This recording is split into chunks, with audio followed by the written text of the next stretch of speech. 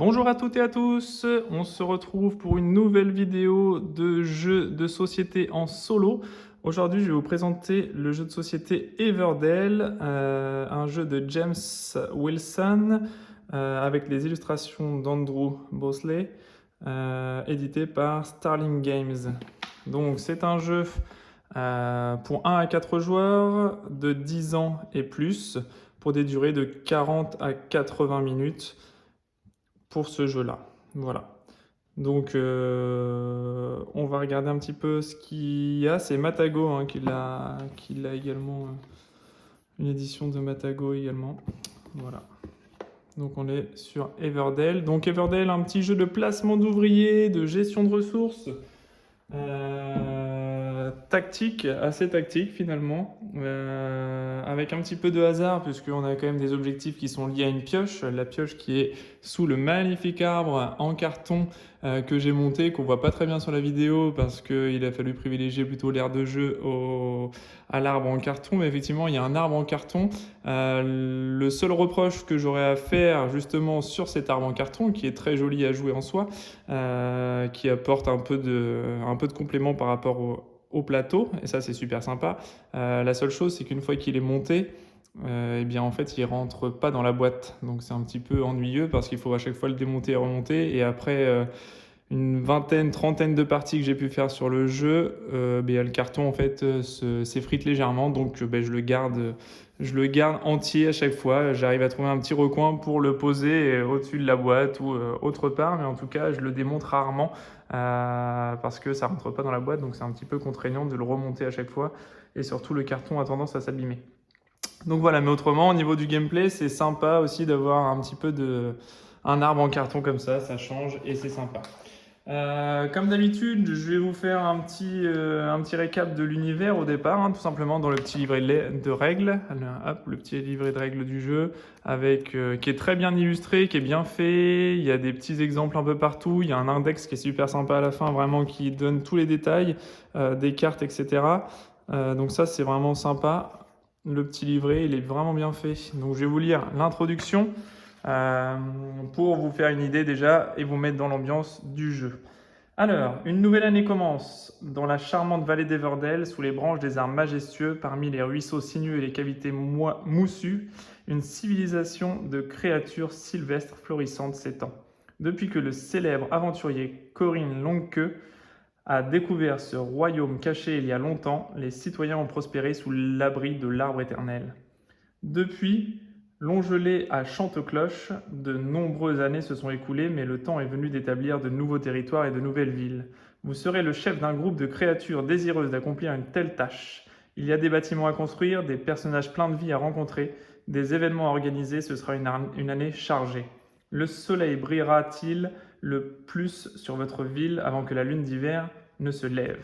Préparez-vous à être enchanté par le monde merveilleux d'Everdell. Une fois que vous serez ici, vous ne voudrez plus jamais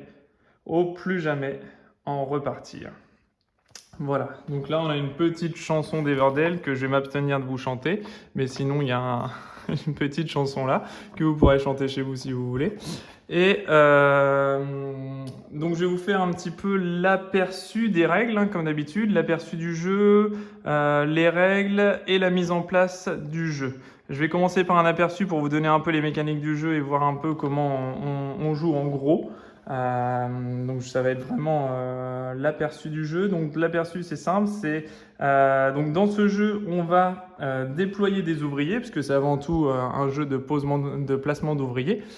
Donc on a des petits ouvriers ici et on en a également sur l'arbre ici. On les voit pas forcément, mais il y a des ouvriers sur l'arbre tout en haut de l'arbre où en fait à chaque saison, donc tout en haut de l'arbre au sommet, hein, je suis désolé on les voit pas super. Au sommet de l'arbre, vous avez le printemps, l'été, l'automne. Donc en fait, c'est les 3 saisons qu'on va avoir. Je vais vous le montrer là sur le petit livret. Hop, un petit peu mieux. Donc tout en haut, au sommet de l'arbre, hein, ce que vous voyez pas, c'est ça, vous. Et donc en fait, il y a la saison du printemps, la saison de l'été, la saison de l'automne. Donc au printemps, on va récupérer un ouvrier supplémentaire hein, qui est posté au sommet de l'arbre ici, hein, comme indiqué sur l'illustration. À l'été, on va récupérer également un ouvrier supplémentaire et à l'automne, on va récupérer 2 ouvriers supplémentaires et ensuite la partie sera terminée puisqu'en fait, à chaque saison, on passe une étape du jeu et jusqu'à la saison d'automne et à la fin de l'automne, on sera prêt pour attaquer l'hiver sereinement, entre guillemets, et voilà, on sera prêt en définitive à se préparer pour l'hiver et c'est le but du jeu de marquer, d'engranger un maximum de points de victoire pour la fin de la partie. Voilà, donc c'est en point de victoire. Voilà, donc c'est ce qu'on va faire. Donc placement d'ouvriers, donc à chaque tour, on aura le choix d'aller à divers endroits sur le plateau pour récolter des ressources, pour utiliser ou jouer des cartes face visible devant nous. Donc ça, c'est les cartes je vais vous montrer tout à l'heure, un petit paquet de cartes là, et c'est le paquet de cartes qu'il y a sous l'arbre. Ici, il y a un petit emplacement spécifique et je vais vous expliquer tout ça. Voilà, pour créer notre propre ville forestière et subsister à l'hiver. À chaque tour, comment ça se passe? C'est super simple. On va soit placer un ouvrier, hop, un petit meeple, comme ça, on n'en a que 2 au départ. Soit jouer une carte, donc une carte de notre main ou une carte de la prairie. Ici, ça s'appelle la prairie. Il y a 8 cartes en permanence. Voilà, on peut jouer une carte de la prairie ou peut se préparer pour la saison suivante. Ça veut dire quoi? Juste, on passe notre tour et on passe à la saison d'après. Donc c'est la saison qu'on a sur le petit plateau juste au-dessus avec les petits meeples. Voilà, est-ce que je peux remonter un petit peu la caméra? Ouais, voilà, au moins on va peut-être un petit peu mieux voir. Par contre, je vois plus le bas du plateau. Donc voilà, ça c'est pour vous donner un aperçu. Donc on a hop, en haut, le haut de l'arbre avec nos petits meeples qu'on va récupérer à chaque saison. Et je rebaisse de nouveau pour pouvoir nous remettre voilà, dans la bonne configuration, on voit un petit peu mieux là. Et en bas, qu'on voit quand même le plateau action du bas. C'est surtout ce que je privilégie pour bien que vous voyez toutes les actions disponibles. Donc voilà, donc c'est les 3 actions qu'on peut faire. Placer un ouvrier, jouer une carte, se préparer pour la saison. On peut placer notre ouvrier sur n'importe quel emplacement du plateau à condition qu'il soit libre. En solo, on n'a pas trop de soucis puisque je vous rappelle que la vidéo est exclusivement sur la partie solo d'Everdell qu'on va se concentrer. Donc si c'est du multijoueur, la vidéo ne vous intéressera pas forcément. Vous aurez les bases des mécaniques du jeu complètes, mais ce ne sera pas les règles pour du multijoueur. C'est vraiment les règles du solo. Je tiens à le préciser quand même. Voilà, donc du coup, on va avoir nos placements d'ouvriers. Notre petit ouvrier ici, moi j'ai pris les petits lapins blancs et on va jouer contre les écureuils rouges. Voilà, donc on peut se positionner sur n'importe quel emplacement du plateau à condition qu'il ne soit pas pris si c'est un emplacement unique comme là avec les petites traces de pattes. Si c'est un emplacement multiple comme ici, et bien là on voit qu'on a une petite indication pour 4 joueurs. Donc là, on voit qu'on pourra se poser ici uniquement à 4 joueurs. Donc nous, en solo, c'est que les petites pattes de gauche qui vont nous intéresser pour le placement. On va pouvoir se placer là-dessus. Il y a certaines cartes qui vont avoir également des petits placements. On pourra se mettre avec une petite patte également pour activer des effets de cartes.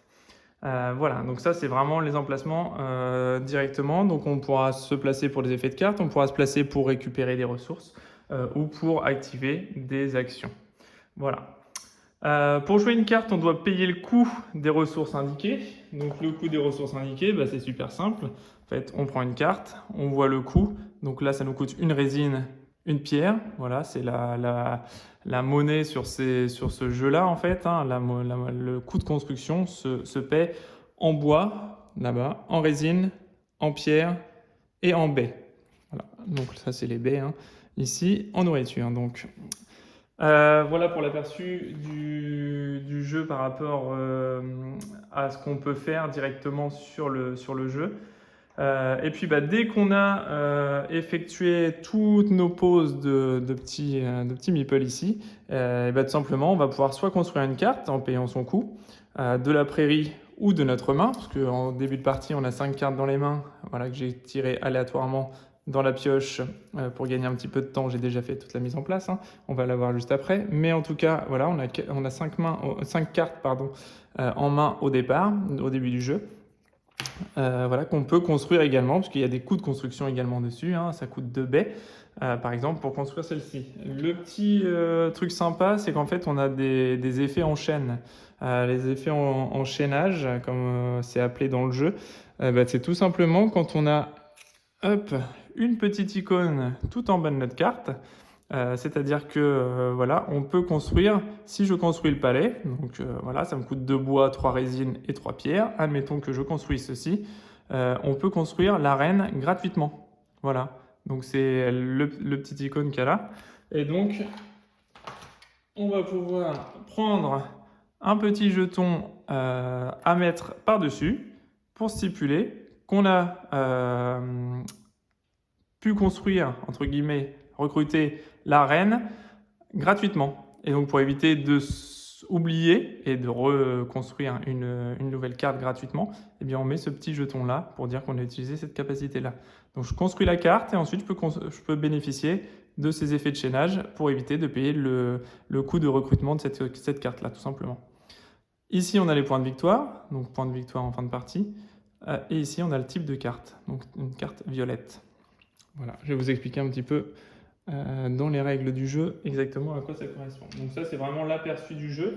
Donc dès qu'on a terminé la saison et qu'on ne peut plus faire d'action, et ben on va passer à la saison suivante et ainsi de suite jusqu'à la fin de l'automne. Et dès qu'on aura passé la fin de l'automne, eh bien on comptera les points de victoire et on verra qui a gagné. Pour la mise en place maintenant, donc on va voir la mise en place. Donc moi j'ai gagné un petit peu de temps pour la mise en place puisque en fait on joue en solo. Donc j'ai fait la mise en place solo. Donc tout d'abord, eh bien, c'est très simple, on place déjà l'arbre dont je vous parlais qui est assez volumineux, donc tout en haut du plateau de joueur.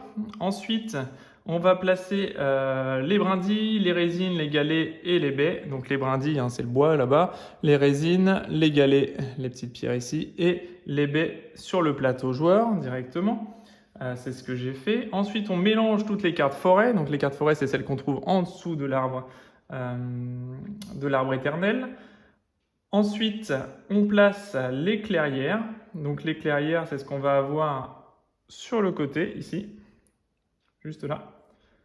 Donc nous, ici sur une partie solo, on place les 4 cartes clairières, ici. Donc ça, c'est tiré aléatoirement dans un paquet de cartes. Un paquet de cartes juste ici, avec le dos clairière ici, puisqu'on retrouve le même icône, hop, ici, vous voyez, hop. Donc c'est tiré aléatoirement de cette pioche-là, et puis pour une rejouabilité, vous voyez, il y a plein de cartes différentes pour créer une certaine rejouabilité. Donc ça, ce sont des actions qui vont être disponibles en plus et qui seront uniques à chaque partie, vu qu'on pioche à partir d'un paquet de cartes. Voilà, donc ça c'est pour la partie solo, on en aura 4. Voilà. Ensuite, eh bien on va placer les 4 tuiles événements de base. Les tuiles événements de base, c'est celles qu'on a ici, le bateau et le monument. Donc ils ont chacun un petit nom, monument de la ville, le grand tour en bateau, la fête de la récolte et l'expédition des cartographes en événement. Les cartes événements, on va voir un petit peu plus tard à quoi ça sert, etc. Mais en gros, ça va être très intéressant de les récupérer.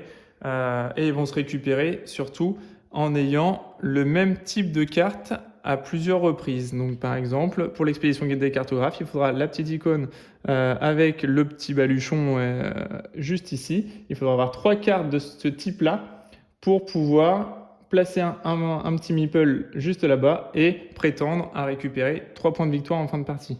Ça va être important parce que si nous on les récupère pas, ça va être l'automa, le joueur adverse virtuel qui va jouer contre nous, qui va les récupérer, lui potentiellement. Je vais vous expliquer toute la mécanique après. Et ici, on va pouvoir placer également les tuiles, les petites cartes événements spéciales. Donc ça, c'est événement de base en bas. Et sur l'arbre ici, on aura événement spécial. Donc les tuiles événements spéciales, c'est pareil. C'est pas des tuiles, c'est des cartes. Je dis des tuiles, mais c'est des cartes. C'est celles qui ont le dos ici avec les petites branches, donc qui vont venir sur l'arbre. Thématiquement, ça correspond, plutôt pas mal. On va en tirer 4 aléatoirement également. Et en fait, on va voir qu'à chaque fois, il va y avoir des prérequis. Donc, il va falloir trouver, par exemple, si on veut réaliser cet événement-là, il va nous falloir un colporteur et une épicerie. Donc ça, c'est le nom des cartes qu'on va pouvoir récupérer ici ou dans la pioche. Une fois qu'on aura construit un colporteur et une épicerie dans notre cité qu'il va y avoir à droite, eh bien on pourra prétendre à récupérer cet événement spécial-là, qui nous rapportera donc une nouvelle direction, le texte qui est en dessous. Une fois réalisé, vous pouvez placer jusqu'à 3 ressources ici. chaque baie ou brindille rapporte 1 point de victoire. Chaque combinaison de résine pierre apportera 2 points de victoire. On pourra se placer ici à chaque fois pour placer 3 ressources différentes et ça nous fera des points de victoire à la fin. Voilà. Et en solo, c'est hyper important. C'est notre priorité de récupérer les événements spéciaux. Je vous expliquerai tout à l'heure pourquoi. Même je vais vous le faire maintenant d'ailleurs, puisqu'en fait on va jouer contre l'adversaire virtuel, les écureuils rouges, qui sont nos ennemis pour cette partie. Et justement, eh bien, si on ne récupère pas les événements spéciaux, ça va lui rapporter 6 points en fin de partie par événement spécial que nous n'aurons pas accompli. Donc tout ce qu'on n'a pas accompli nous, eh bien, c'est lui qui va récupérer des points. Parce que je vais jouer en niveau intermédiaire, il y a 3 niveaux de difficulté. Et donc en intermédiaire, il va récupérer 6 points de victoire, mais je vous expliquerai tout ça dans le détail après. Donc ça, c'est hyper important de les récupérer. Les événements de base et les événements spéciaux, c'est vraiment quelque chose de très important à récupérer, en plus des cartes qu'on va devoir construire, mais on va surtout cibler tout ce qu'on aura besoin de nous par rapport aux événements spéciaux pour éviter qu'il engrange un maximum de points. Voilà, donc ça c'est donc pour la mise en place des événements spéciaux. Les autres repartent dans la boîte, on les tire aléatoirement, donc ça crée de la rejouabilité également à ce niveau-là. Ensuite, on mélange la pile principale ici et on récupère donc en solo 5 cartes pour nous. Et on va alimenter ici la prairie de 8 cartes. Parce que vous voyez là, j'ai retourné 8 cartes pour gagner du temps sur la mise en place. J'ai mis 8 cartes aléatoirement que j'ai piochées directement sur la prairie. Voilà. Ensuite, on choisit une couleur de personnage, de meeple. Donc moi, j'ai choisi les petits lapins et on jouera contre les écureuils. Voilà, il n'y a pas de personnage dédié. L'adversaire, l'automa, peut jouer avec n'importe quel personnage dans la boîte, en sachant qu'on a des petits hérissons. Voilà, on peut jouer la famille hérisson ou on peut jouer la famille tortue. Voilà. Alors, faut l'imaginer parce que la tortue, c'est vrai que j'ai un petit peu galéré au départ. Je me suis dit, qu'est-ce que c'est que cet animal étrange? Selon comment on l'apprend, bon, voilà, on ne sait pas trop ce que c'était. Et finalement, c'est une tortue. Voilà, donc c'est la famille tortue. Donc on choisit notre couleur de personnage. Et en début de partie, on commence avec 2 ouvriers. Et l'automa, donc l'adversaire virtuel, je vais l'appeler l'automa, ne soyez pas choqués, c'est voilà, depuis le jeu Sight, je suis resté sur l'automa et ça me convient très bien comme appellation pour nommer l'adversaire virtuel. Voilà, ça me semble être un bon qualificatif pour qualifier mon adversaire virtuel, donc je l'appellerai l'automa, voilà, pas forcément la famille écureuil. Donc voilà, l'automa, lui, va se placer en tout début de partie sur les 3 brindilles en ressources et sur la carte prairie, la carte prairie, la plus à gauche possible sur la numéro 1. Donc c'est ici. Il va nous bloquer donc des emplacements et au fur et à mesure, il va se déplacer. Je vais vous expliquer tout ça après. Voilà, donc lui, il va se placer là au niveau de l'automa. Et ensuite, on va placer les derniers pions. Donc comme je vous avais dit, un pion au printemps, un pion à l'été et les 2 derniers meeples sur la case automne. Et au fur et à mesure de l'avancée des saisons, on récupérera de plus en plus d'ouvriers, donc on aura de plus en plus d'actions. En sachant qu'au départ, on commence avec aucune ressource dans nos mains, vraiment aucune ressource. Voilà, on part vraiment à zéro, sans rien du tout pour notre premier tour, donc c'est généralement un tour très rapide. Voilà, donc ça c'est pour la mise en place du jeu. Voilà, là le jeu est mis en place, on est prêt à jouer. Donc maintenant je vais vous faire la partie règles solo. Je vous ai fait en gros en sommairement la règle du jeu en survolant. Maintenant je vais vous spécialiser les règles du jeu pour le solo. Donc en solo, on est en compétition contre un vieux rongeur grincheux connu sous le nom de Paillasson. C'est son nom, donc c'est le nom de l'automa, il s'appelle Paillasson. Là je l'ai là, hop, je vais vous le montrer. Tac, voilà, c'est lui, Paillasson, vous voyez, il n'a pas bonne mine quand même, il est pas hyper commode, donc on va jouer contre lui, voilà, contre lui et ses sbires, on va dire. Voilà, donc il revient donc pour 3 années consécutives qui sont autant de niveaux de difficulté, tout simplement, puisqu'en fait, on va avoir les 3 années consécutives sont en fait les 3 niveaux. Je vais vous le montrer, les 3 niveaux de jeu en solo. Donc le niveau 1, ça correspond à l'année 1, hein, mais pour que ça reste dans la thématique, ils ont mis ça en année plutôt qu'en niveau. Voilà, donc on pourra jouer contre Paillasson le scélérat. Donc Paillasson le scélérat, la mise en place, je vous ai déjà expliqué, hein, il n'y a rien de plus, rien de moins. On joue comme les règles habituelles. Sauf qu'en fait, donc la particularité, hein, je ne vais pas vous lire tout le détail, hein, je vais vous le faire directement. La particularité, donc c'est son placement à chaque fois. Hein, donc à chaque tour, à chaque phase, donc là pour l'instant on commence au début, donc en hiver, hein, sur la phase d'hiver, là, on finit l'hiver. Donc on arrive sur cette phase-là au tout début. Et donc lui va se placer sur les 3 brindilles et la première carte de gauche.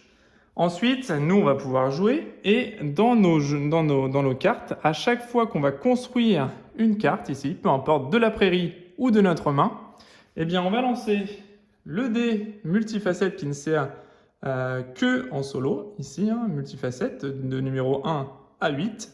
On va jeter le dé et on va voir quelle carte il prend. Donc là, si c'est la 3, c'est numéroté de 1, 2, 3, 4, 5, 6, 7, 8. S'il prend un lancer de dés, on construit une carte, donc il va prendre lui aussi automatiquement une carte. Si on met sur le dé numéro 3, il va prendre la carte numéro 3. Il engrangera une carte de ce type-là, donc du type baluchon, là, ce qu'on a là ici, qui lui servira pour récupérer potentiellement, s'il en a 3 avant nous, eh bien, il pourra récupérer l'événement de base, tout simplement. Et il va se récupérer des points de victoire à la fin de la partie également. Puisque en fait, lui, il n'a pas besoin de construire, il n'a pas de carte en main, il n'a pas de ressources, il récupère directement les cartes, il ne s'embête pas avec tout ça. Il va récupérer des points de ressources, et les points de ressources, c'est très simple. Lui, il ne va pas s'occuper du décompte de points là. Lui, il va directement marquer 2 points par carte dans sa ville. Donc, il va prendre 2 points par carte dans sa ville sur des cartes standards. Et sur les cartes violettes, qui sont un peu plus puissantes, eh bien, il va prendre 3 points, tout simplement, par carte prospérité. Donc, c'est le petit symbole violet ici. À chaque fois qu'il va prendre une carte violette, il prendra 3 points. Et peu importe la carte après obtenue, il marquera 2 points. Voilà comment ça va se passer au niveau des constructions de cartes. Ensuite, eh bien, à la fin de la première saison, donc on va jouer comme ça, hein, jusqu'à temps, à chaque fois qu'on va construire une carte dans notre village, il va prendre une carte également. Et dès que j'aurai passé la première saison, eh bien, on regardera s'il peut faire un événement standard. S'il peut le faire, admettons qu'il ait 3 cartes baluchons, hein, dans son jeu, donc c'est prix aléatoire, hein, donc ça peut très bien arriver très rapidement qu'il prenne les deux là, par exemple, et plus une 3e qui arrive après, et hop, il se fait 3 cartes directement, et bien il va récupérer 3 points de victoire en plus, et l'événement standard ne sera plus disponible pour nous. Voilà, lui il récupère directement à la fin de la saison. Donc on regarde s'il a des cartes, des événements qu'il peut accomplir. Si c'est le cas, eh bien, il va les prendre. Et ensuite on passera à la phase de printemps. Il récupérera son petit meeple en haut de l'arbre et il le placera sur la première carte de la prairie, ce qui va nous bloquer au fur et à mesure les cartes de la prairie disponibles, puisque à la saison d'après, il va récupérer de nouveau un meeple pour bloquer la 2e carte, puis en phase d'automne, il va récupérer les 2 derniers meeples pour bloquer les 2 emplacements au-dessus. Donc il va bloquer vraiment la ligne complète à la fin de la partie. On n'aura plus accès à tout ce rang de cartes en haut. Donc s'il y a des cartes qui nous intéressent et qui les bloquent sur la prairie, et ben c'est fichu, on ne pourra pas les récupérer. Pas de cette manière-là en tout cas. Donc là, on va le reloger ici. Pour chaque saison, donc il va bloquer, à chaque fois qu'il va récupérer des meeples, il va bloquer les cartes prairie. Et surtout, il va également, à chaque saison, se déplacer dans le sens anti-horaire des cartes prairie pour nous bloquer d'autres actions. Et sur les actions principales avec celui-là, il va nous bloquer à la saison d'après 2 résines, il va se mettre ici, puis une pierre, puis une baie, une carte. C'est ces 4 actions qu'il va faire sur chaque saison différente. Donc on sait déjà quelles actions il va nous bloquer au tour d'après. Donc il va falloir anticiper aussi les actions bloquées par ses soins.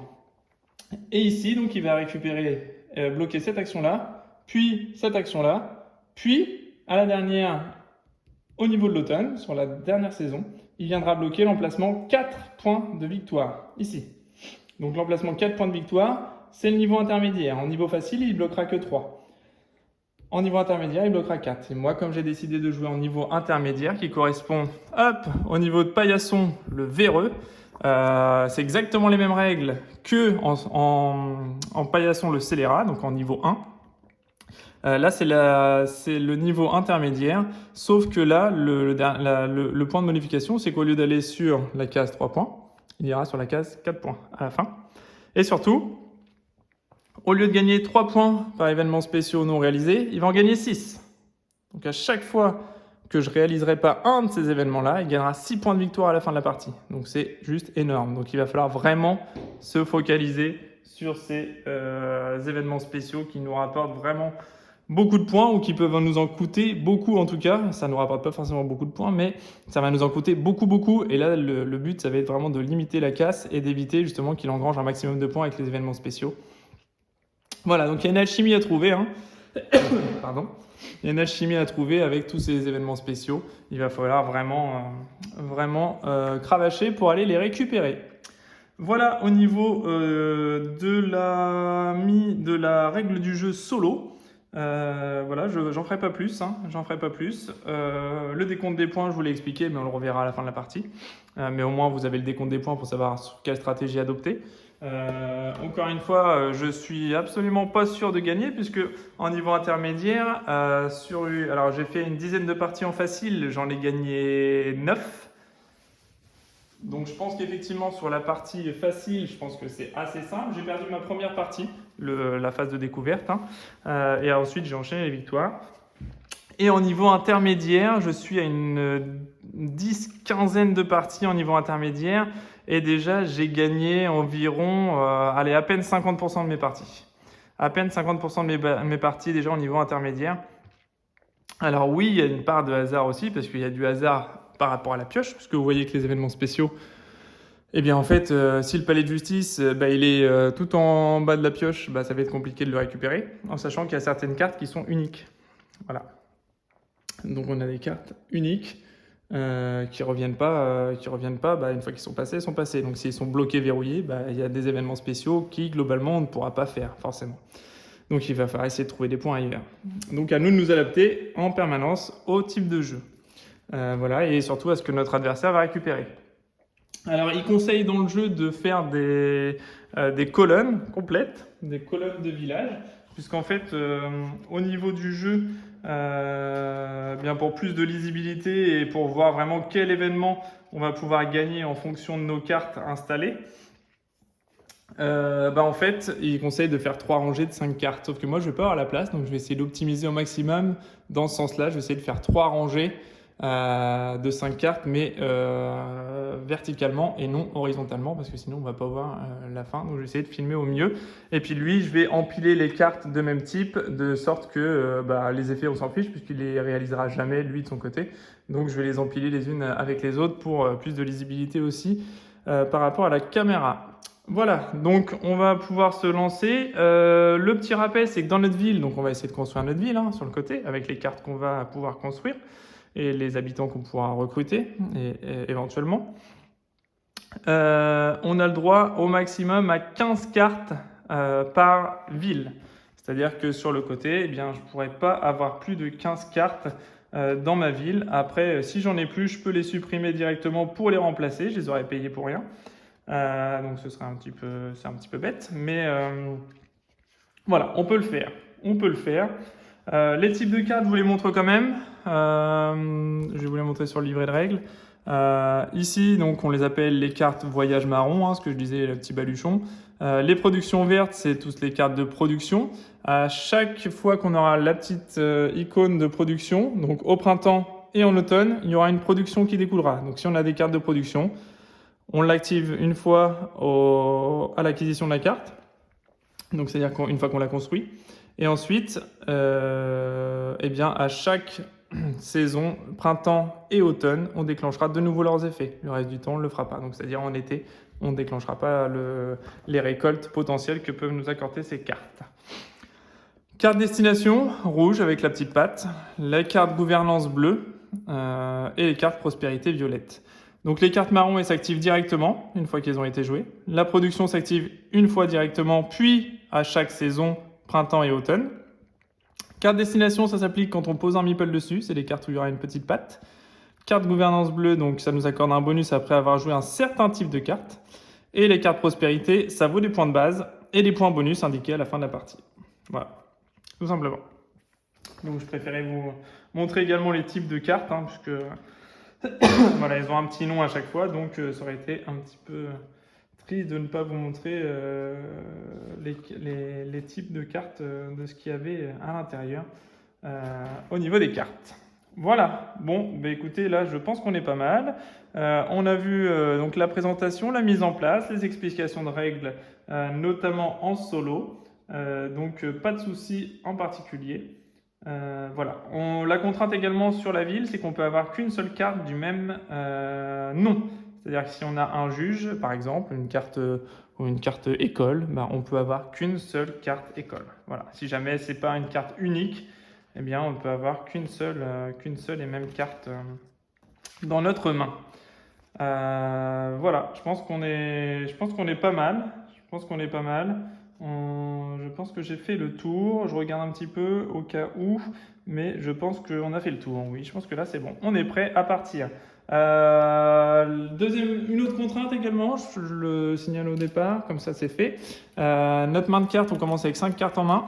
On peut en avoir que 8 au maximum. Si on en a plus, eh bien en fait on ne les tire pas tout simplement. On s'arrête.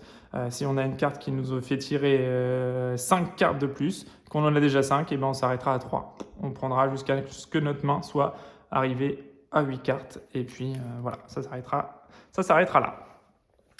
Donc c'est parti, on va commencer notre partie. Et ben c'est parti. Donc là, on va prendre déjà connaissance de ce qu'on a ici. Donc pour les événements spéciaux, comme je vous ai dit, c'est super important. Il nous faudra un croque-mort et un crapaud de barque.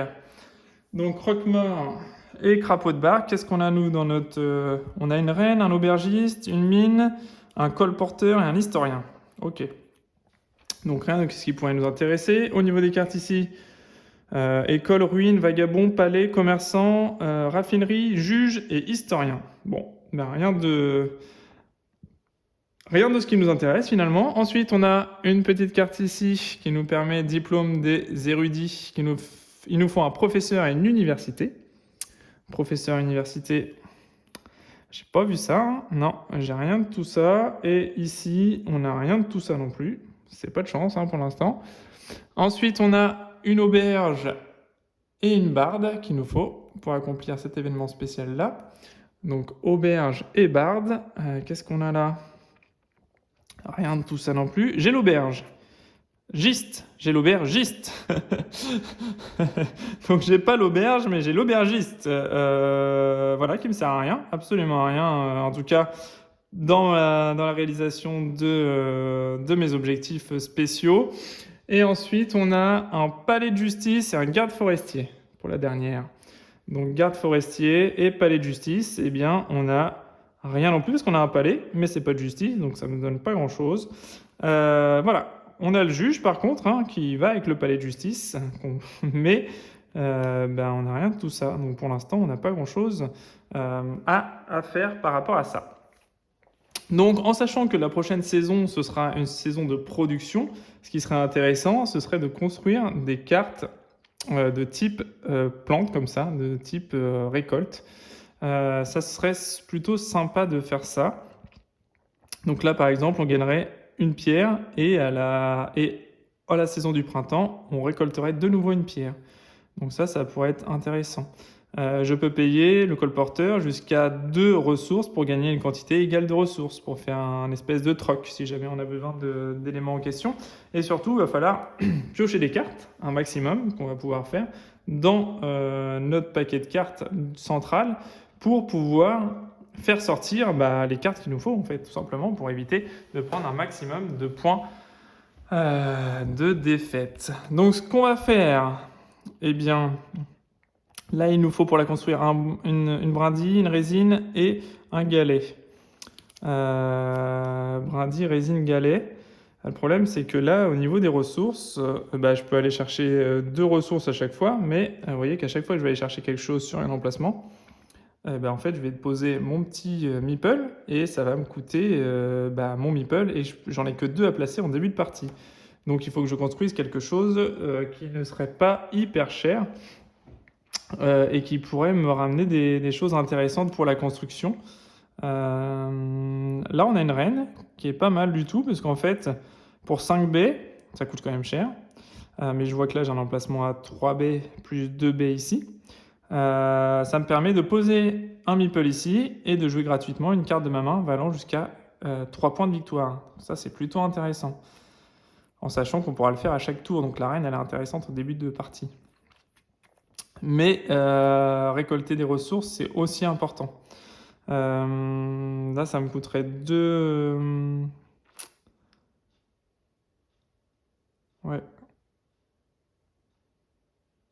Ouais, c'est pas mal. Ouais, alors là j'ai un dilemme, hein. Soit construire la reine pour me faire des constructions gratuites derrière. Ça me permet d'éviter d'aller chercher des ressources, sauf que je vais partir avec aucune carte de ressources au départ. Mais bon, c'est pas grave, il va bien falloir se lancer. Ici, de toute façon, il faut un bois, un résine, un galet. J'ai rien qui me permette de récupérer toutes ces ressources-là sur ce premier tour. Donc celle-ci, je vais l'écarter déjà de base. Et ici, j'ai besoin de 2 résines pour juste échanger. Donc ça va pas me donner grand-chose non plus sur la récolte. J'aurai éventuellement la raffinerie de résine que je pourrais faire en posant mes 2 meeples ici pour récupérer de la résine et un galet. Ça pourrait me permettre de faire cette carte-là, mais cette carte-là seule, qui me ramènerait une résine à la prochaine production. Donc ça va pas être l'éclate hein, là pour ce coup. Donc je pense que ce que je vais faire, je vais construire ma reine, tout simplement. Je vais construire ma reine. Donc je vais aller poser donc, mon meeple voilà, sur l'emplacement 3B, qui me permet de récupérer immédiatement hop, 3B ici, que je vais mettre hop, dans mon stock. Où est-ce que je vais la mettre? Je vais mettre là peut-être. Voilà. Hop, je vais les mettre ici ou ici peut-être. Voilà. Donc 3B à côté de mon meeple lapin. En première action, donc, je vais faire ça. Et en deuxième action, donc entre-temps, lui, l'automa ne joue jamais. Hein, l'adversaire virtuel ne joue jamais. On joue toutes nos actions. Il y a juste au moment où on construit des cartes que lui, il lance le dé pour construire des cartes. Mais entre les étapes printemps, été, automne, lui, il fait rien du tout. Hein. C'est vraiment là, on est vraiment libre de jouer vraiment où on veut. Et en deuxième action, je vais me poser ici pour gagner 2 baies supplémentaires. C'est ce que je vais faire, 2 baies, et piocher une carte. Hop, quand c'est piocher une carte, hein, c'est toujours de la réserve. Et je vais gagner un cimetière. Donc un cimetière qui ne nous intéresse pas du tout non plus, en tout cas pour la réalisation de nos objectifs spéciaux. Ok, bon, mais là... Là, non, effectivement, ça va pas vraiment nous intéresser. Ok, donc ça nous permet de révéler 4 cartes de la pioche ou de la défausse et en rejouer une gratuitement. Défausser les autres. Ça, c'est plutôt pas mal en sachant que j'ai un ouvrier qui va rester bloqué en permanence sur la case si je construis cette carte-là. Ça peut être plutôt intéressant puisque voilà, je peux en jouer une gratuitement, donc ça, c'est plutôt sympa. C'est plutôt sympa. Puisque là, en fait, comme on va avoir la course à qu'est-ce qu'on va avoir, là, non seulement ça nous permet de révéler les 4 cartes de la pioche ou de la défausse, en fonction de si on a défaussé, et d'en jouer une gratuitement, donc c'est assez sympa comme carte. Voilà, ça va pas nous servir pour nos événements spéciaux, mais c'est sympa comme carte. Nous, ce qu'on voulait faire, donc, c'était de construire, à la base, c'était de construire notre reine. Ça nous coûte 5 baies, super, j'ai les 5 baies que je vais remettre directement dans les bois. Et je vais construire ma reine. Et je vais la mettre directement ici. Voilà. Donc la reine, si je pose un meeple dessus, me permet de jouer gratuitement une carte valant jusqu'à 3 points de victoire. Et maintenant que je l'ai construite, elle me rapportera 4 points de victoire en fin de partie, la reine. Donc ça, c'est plutôt sympa. Ensuite, qu'est-ce qu'on va faire? Eh bien, on va jeter notre dé pour savoir quelle carte notre adversaire va prendre de la prairie. Hop, je jette le dé, on tombe sur un 7, donc 7e carte pour lui.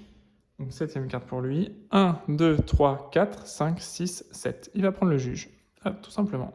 Donc il récupère un juge, et surtout, en fait, la seule chose qui va nous intéresser, nous, parce que de toute façon, il marquera toujours, peu importe le point ici, il marquera toujours 2 points de victoire à la fin, mais par contre, il va récupérer l'indication ici c'est-à-dire le petit icône, pour construire le monument de la ville. Dès qu'il aura 3 cartes de ce type-là, eh bien, à la fin de la saison, si moi je n'ai pas pris l'emplacement, lui il récupérera directement l'événement spécial.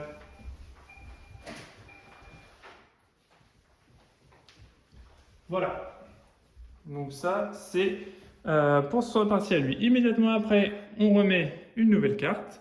C'est une auberge. Et une auberge, nous, ça tombe très bien, parce qu'on en a besoin ici de l'auberge pour construire notre événement spécial. Il nous faudra une auberge et un barde. Et donc là, c'est ce qu'il nous faut. Donc ça, c'est plutôt sympa. Il faudra aller vite la chercher avant qu'il nous récupère une carte, puisque je vous rappelle que c'est aléatoire, donc il peut refaire un set et récupérer, nous piquer la carte sous le nez. Par contre, il nous faudra, comme vous voyez, une petite brindille niveau 2 brindilles et une résine. Voilà. Et ça nous permettra de construire l'aubergiste gratuitement également, puisqu'on voit qu'il y a un petit chaînage ici. Voilà. Hop. Donc intéressant sur ce premier tour. Donc nous, on a construit notre reine là-bas. Et là, en fait, au niveau des ressources, on n'a plus rien. On n'a plus de ressources, on n'a plus de meeple à poser. Donc on va passer directement à la phase de printemps. Voilà, j'ai plus de cartes à jouer. Donc printemps, on regarde si lui, au niveau de ses cartes, ce qu'il a, est-ce qu'il est capable de prendre un événement spécial? Non, il n'a qu'une seule carte, donc il en faut 3, 3, 4 ou 3. Donc lui, il ne prendra rien à ce tour-là, et nous non plus. On n'a pas réussi à faire d'événements spéciaux, mais le premier tour, c'est très compliqué de s'approvisionner. Donc là, nous, on a notre tour qui est terminé, donc on va passer notre tour. On va se préparer pour la saison suivante, ce qui veut dire que, eh bien, tout simplement, l'automa va récupérer un petit écureuil pour le mettre sur la première carte de la prairie. L'école sera bloquée. Voilà, il la récupère pas. Hein. Il va bloquer ce premier secteur de la prairie, donc ça va nous faire de moins en moins de choix sur la prairie. Il va se déplacer, il va plus aller sur le bois, il va aller bloquer l'emplacement de 2 résines. Il va aller ici dans le sens anti-horaire, il va se déplacer pour bloquer les 3 baies. Moi, je récupère mes meeples pour la saison d'après, les 2. Il s'est déplacé là, il s'est déplacé dans le sens anti-horaire, et ensuite, moi, je vais aller récupérer tout en haut de l'arbre, au printemps, un 3e lapin qui va nous permettre d'avoir une action supplémentaire au niveau de la pose d'ouvrier, donc récupérer un peu plus de ressources ou se poser pour activer des événements spéciaux ou des événements standards.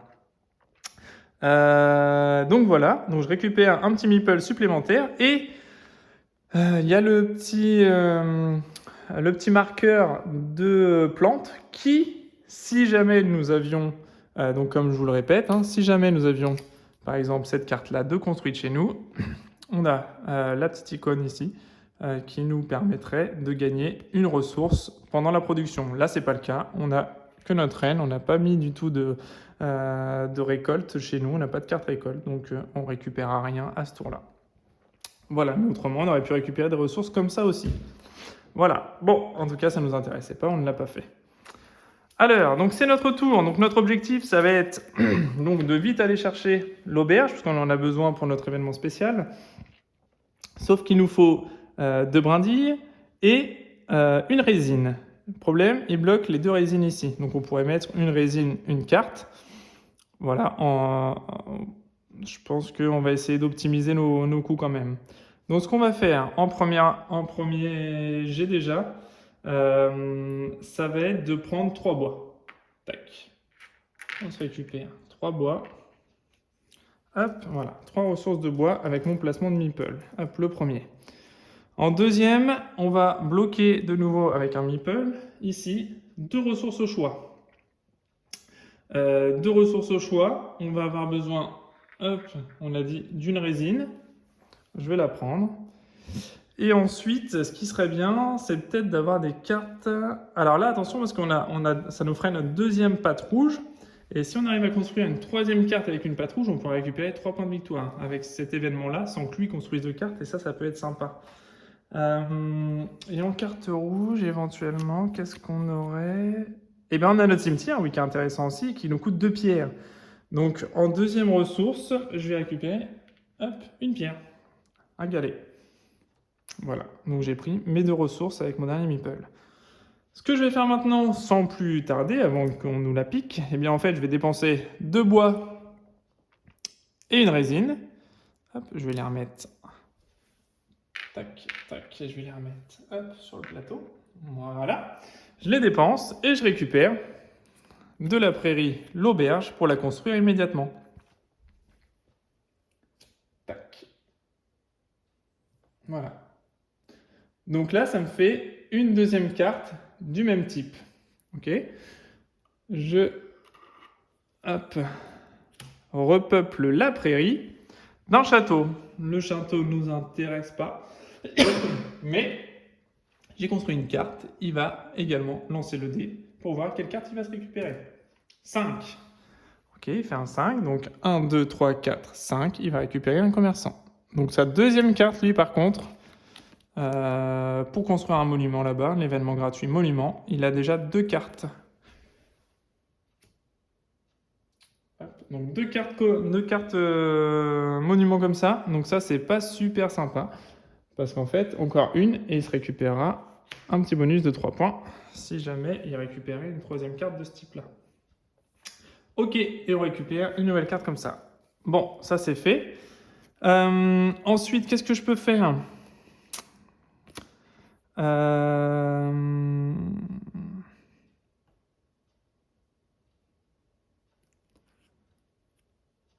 Qu'est-ce que je peux faire?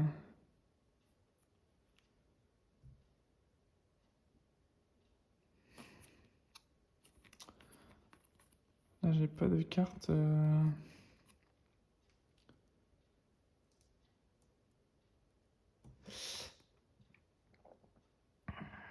Alors là, qu'est-ce que je veux faire? En fait, je vais tenter de construire, comme on l'a dit, hein, le cimetière avec 2 galets, sauf que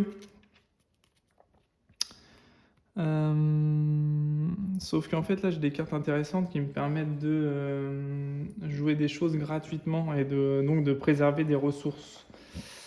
Donc c'est ça en fait qui serait sympa. C'est ça qui serait sympa. Qu'est-ce que j'ai envie de faire hein, du coup?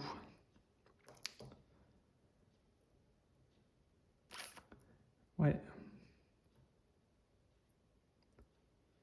Qu'est-ce que j'ai envie de faire? Il y a les cartes violettes aussi qui sont intéressantes, hein. Très intéressantes même. Ce qui serait bien, une valeur de 3, ouais. Construction.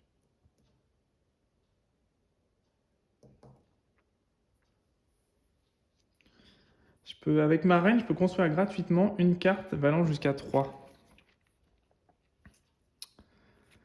Donc ce qui serait pas mal, éventuellement,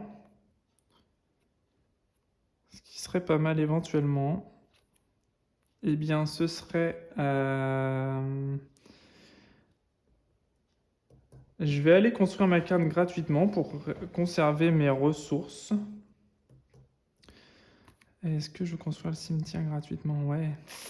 Ça, ce serait bien le cimetière pour avoir 3... Mais il me manque un galet. Il me manque un galet.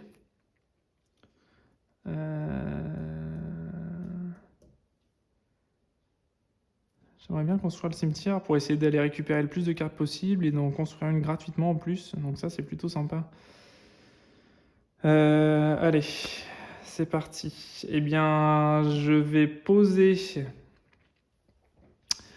mon meeple. Donc, je vais poser mon meeple sur l'arène qui me permet de jouer une carte gratuitement, valant jusqu'à 3. Donc, je vais jouer mon cimetière pour m'économiser. Elle vaut 0, hein, elle vaut rien, celle-là. Mais ça va m'économiser le prix en ressources. Hop. Et surtout, je vais avoir mes 3 cartes avec les pattes et je pourrai chercher l'événement spécial, l'événement standard, pardon, au tour d'après. Donc ça, c'est plutôt intéressant. Je viens de jouer une carte.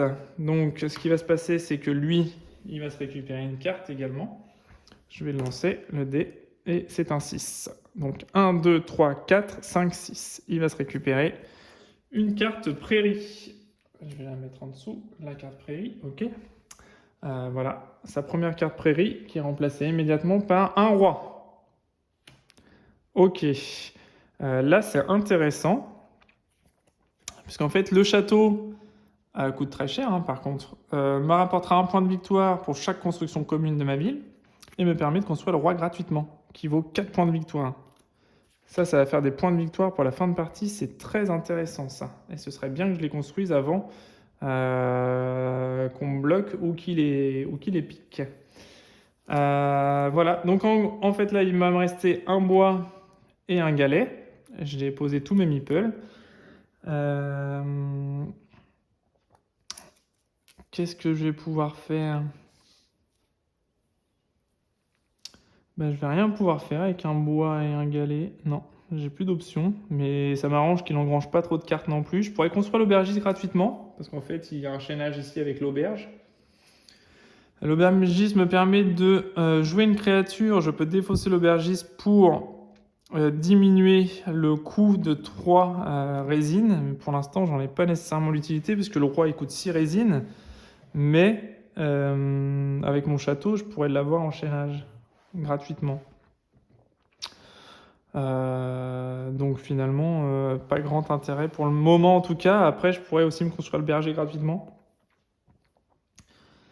Je pourrais construire le berger gratuitement, qui me permet de gagner 3 résines, puis de gagner 1 point de victoire pour chaque point de victoire sur ma chapelle. Mais j'ai pas de chapelle de construite, donc pour le moment, pas très intéressant.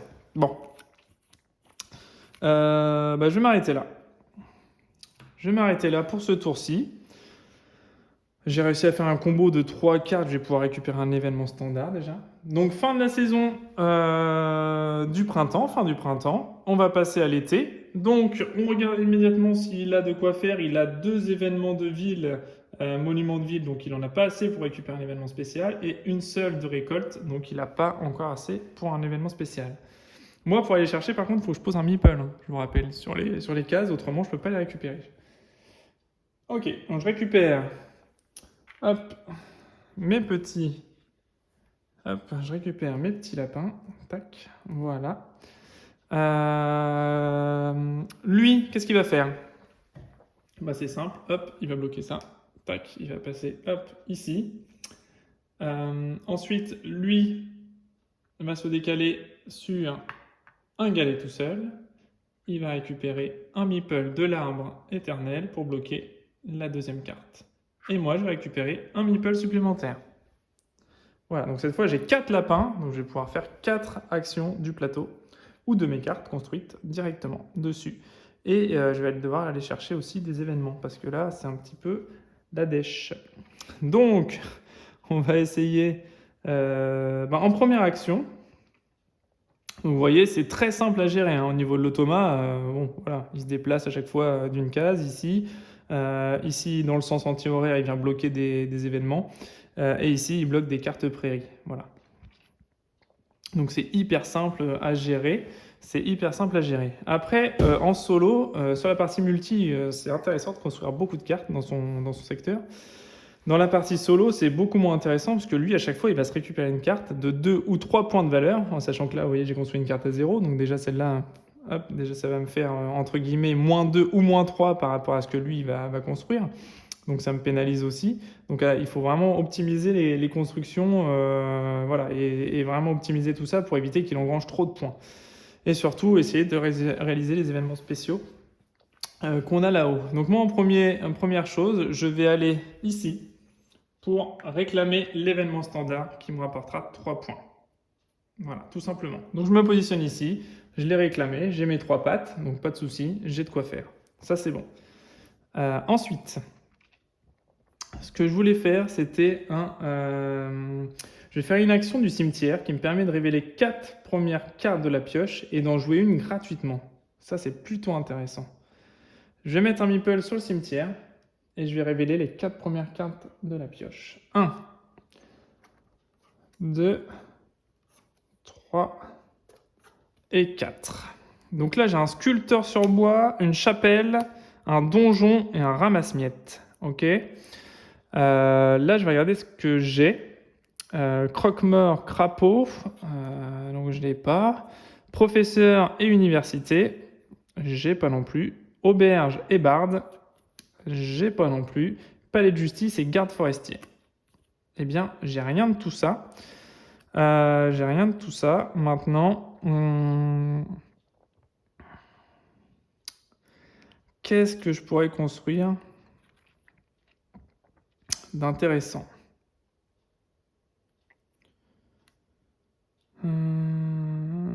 Qu'est-ce que je pourrais faire?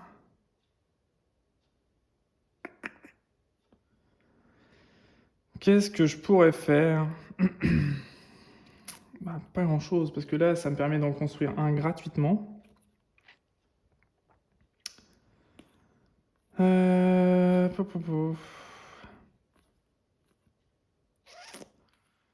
Qu'est-ce qui pourrait m'intéresser? Bah, pas grand-chose, hein. Limite, j'ai la chapelle qui pourrait comboter avec le berger pour me faire des points de victoire. Allez, je vais construire la chapelle. Ça va être encore la même carte d'éléments, mais tant pis. Je construis la chapelle qui me permettra de placer un point de victoire directement, puis de piocher 2 cartes pour chaque point de victoire sur cette chapelle. Ok. Je la construis gratuitement. Je défausse hop, les 3 autres cartes ici. Je vais mettre face découverte de toute façon. Ok. Défausser les autres. Ok, c'est ce qu'on a fait. Super.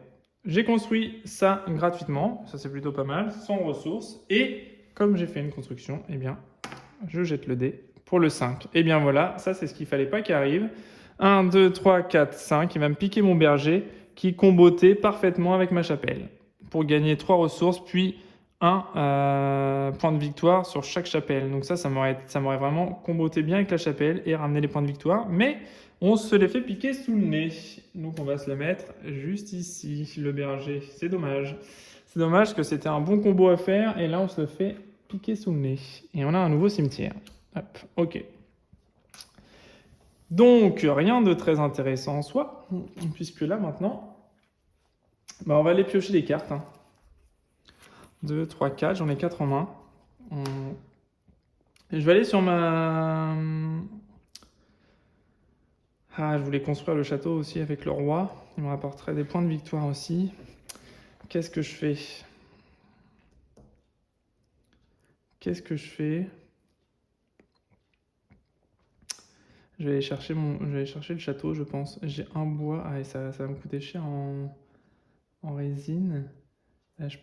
Avec mon auberge, je peux jouer une construction de la prairie pour 3 ressources de moins. Plutôt sympa. Ça voudrait dire pour 3 résines ou 3 galets de moins. Ok, donc je pourrais prendre les 3 résines de moins. Il me reste un galet. Donc en deuxième action, bien, c'est simple, je vais me mettre ici. J'ai le droit à 2 ressources au choix. Donc je vais prendre ce qui va me manquer. Donc ah bah non, ça va pas le faire encore. Ça va pas le faire. Bah non, parce qu'il me manque 3 galets. Il me manque 2 galets et 3 résines. Ah ouais, ça va être cher en... Ça va être super cher. Je vais pas pouvoir le faire. Je vais pas pouvoir le faire. Il va me manquer un galet ou une résine, ou une brindille, pardon. Donc ça va être compliqué de construire un château tout de suite. J'ai pas assez de ressources. Par contre, j'ai plus que 2 meeples, donc c'est compliqué aussi. 2, 3, 4. Défausser des cartes, puis piocher en 2 pour chaque carte défaussée. Ça pourrait être pas mal. Parce que au final... Ouais, ça pourrait être pas mal. Je vais faire ça. Je vais en défausser 4. J'ai une main maximum de 8 cartes. Je vais me mettre ici. Et ça me permet de défausser des cartes. Donc, il n'y a pas de limite. Puis d'en piocher 2 pour chaque carte défaussée. J'en défausse 4. Et je vais en piocher 8, tout simplement. En espérant avoir des cartes plus intéressantes. 1, 2, 3, 4, 5, 6, 7 et 8. Ok. Super intéressant ça. Alors, qu'est-ce que j'ai? Une épicerie. Ça me sert pas. Un médecin. Un médecin. J'ai pas non plus. Un clocher d'église. J'ai pas besoin. Un professeur. Oui, avec l'université. Hop, je me la mets de côté pour 2 B seulement. Ça peut être sympa. Ok. Un entrepôt. J'ai pas besoin d'entrepôt. Un entrepôt également. Pas besoin non plus. Une taupe minière. J'ai pas besoin de taupe minière. Et une fête foraine, j'ai pas non plus besoin de fête foraine. Aïe, aïe, aïe, ça va être compliqué. Ça va être compliqué. Ok. Bon. Ben voilà. Ouais, c'est pas un... C'est pas la joie. C'est pas la joie parce que là, je peux rien construire au niveau des événements spéciaux. Je peux rien construire au niveau des événements spéciaux. Donc ça me donne pas grand chose de rare. Ah, c'est vraiment...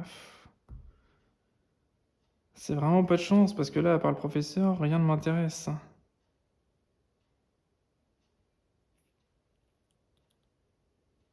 Ouais.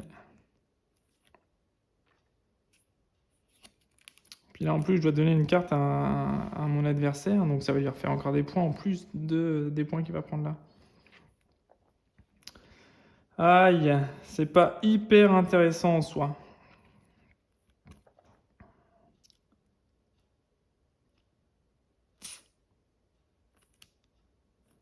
Ouais, c'est pas hyper intéressant en soi.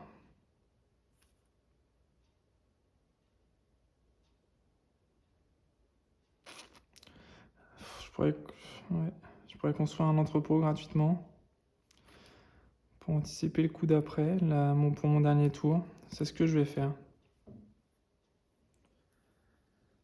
C'est ce que je vais faire.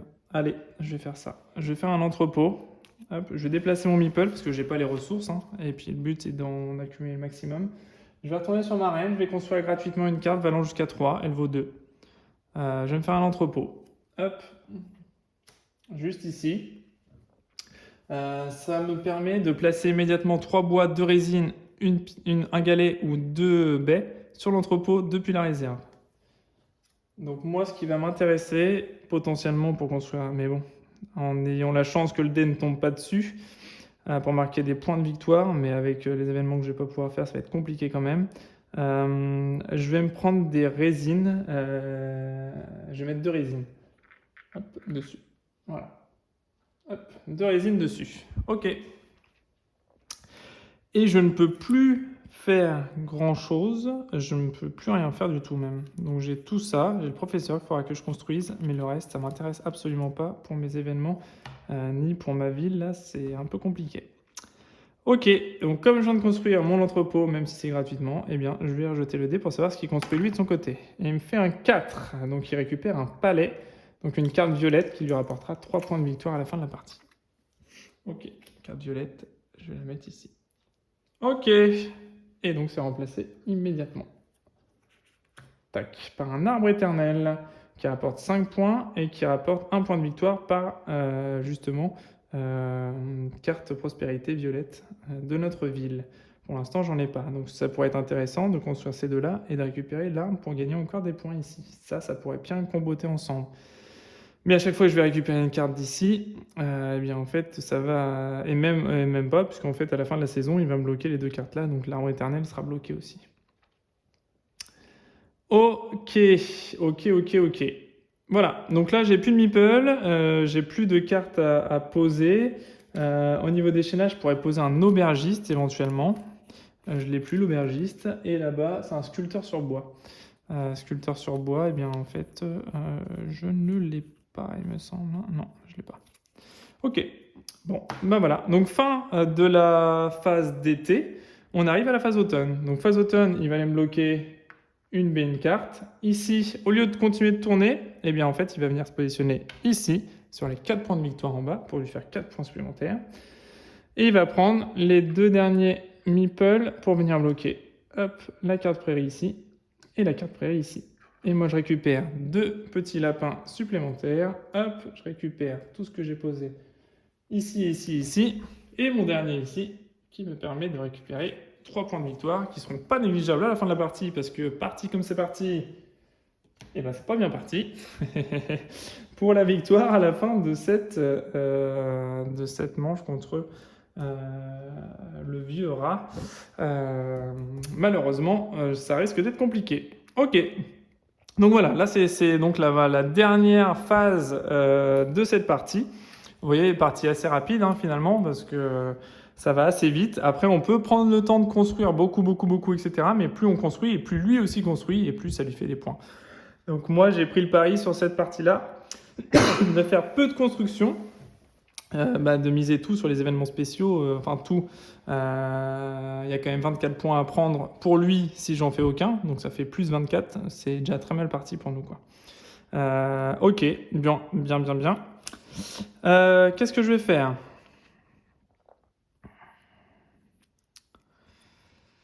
Qu'est-ce que je vais faire? Eh bien, je vais enlever celle-là. 1, 1, 2, 3. J'ai encore les mêmes... ça peut être intéressant.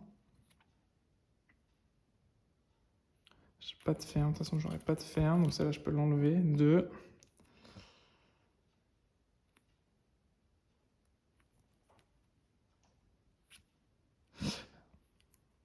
Ouais. Fête foraine me permet de piocher 2 cartes. Bon, 3. Ça coûte trop cher. J'ai essayé de me concentrer sur les résines. 4. Il faut absolument que j'arrive à faire au moins 2 événements spéciaux, ce serait bien.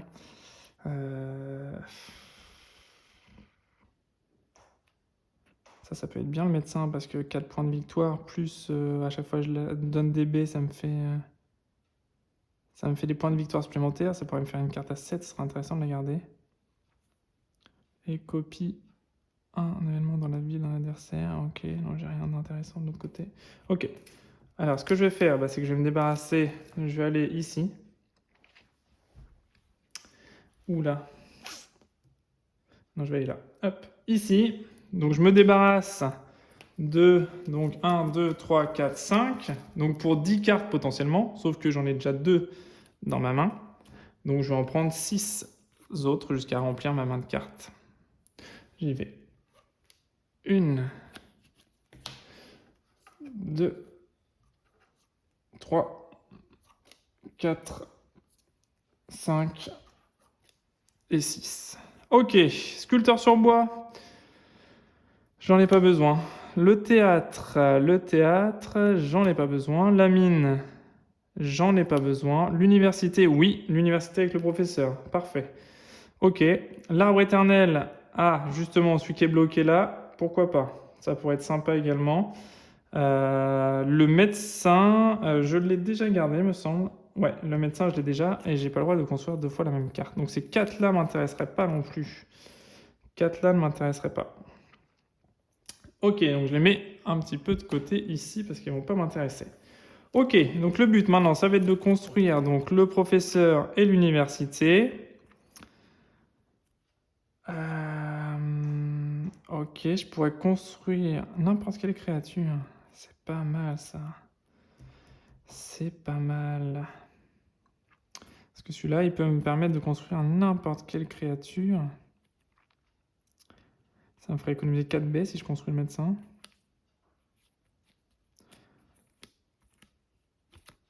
Ok. Alors, ce que je vais faire...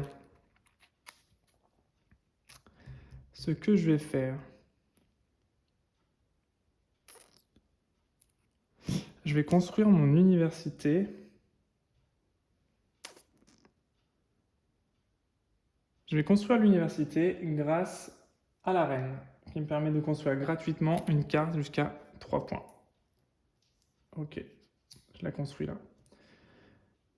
Comme je viens de construire une carte, je jette le dé. 8. Donc il prend l'historien. Ok, et ça lui fait une 3e icône, sauf que comme c'est la dernière saison, il récupère les bonus uniquement en début de nouvelle saison. Et là, en fait, il n'y aura pas de début de nouvelle saison, parce qu'une fois que la fin de la saison de l'automne est arrivée, c'est la fin du jeu. Donc il ne prendra pas le monument quoi qu'il arrive. Donc on ne prend pas de risque à prendre des cartes supplémentaires, si ce n'est qu'il va marquer 2 points de plus par carte. Ok. Alors peut-être une carte qui nous intéresserait. Un moine. Non, ça ne nous intéresse pas non plus. Bon. Ok. J'ai construit mon université. Avec l'université, Je pourrais payer jusqu'à 3 résines pour gagner un de chaque. Donc il me faudrait des résines pour ça. Pas des résines, des baies, pardon. Je vous dis des résines, c'est des baies. Ok. Ok. Donc le médecin, je vais le construire en chaînage. Par contre, il me faudra des baies pour pouvoir prendre des points de victoire. Donc je vais aller directement sur les 3 baies, ici. Et je vais me récupérer 3 baies. Tac. Ok. Je vais ensuite, donc par chaînage, construire mon médecin. Donc je vais prendre un petit pion que je vais mettre sur le médecin pour indiquer que j'ai construit le médecin gratuitement et il me permet de gagner, de payer jusqu'à 3 baies pour gagner un point de victoire pour chaque baie payée. Tac. Donc, assez simple, hein. Je vais payer. Alors attendez, parce que j'ai besoin quand même ici pour mon professeur, il me coûte 2 baies. Il me coûte 2 baies.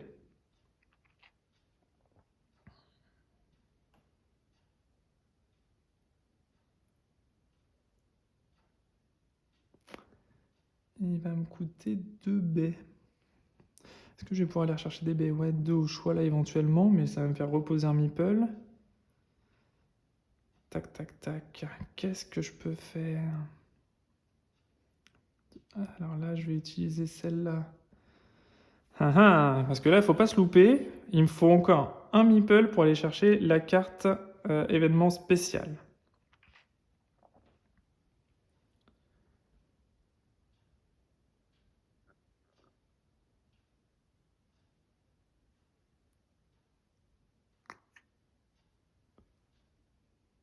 Hmm.